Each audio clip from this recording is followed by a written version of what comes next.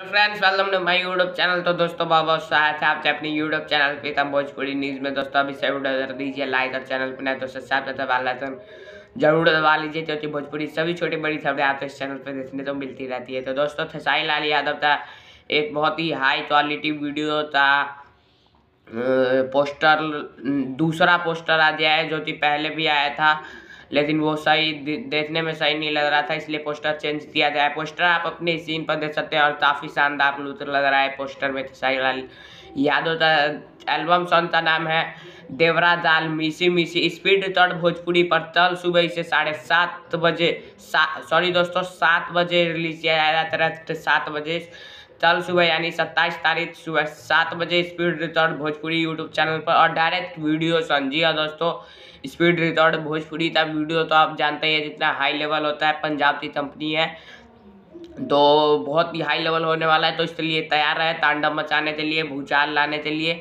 तो जय हिंद जय भारत। पोस्टर का चला कमेंट में जरूर बताइए। जय हिंद जय भारत।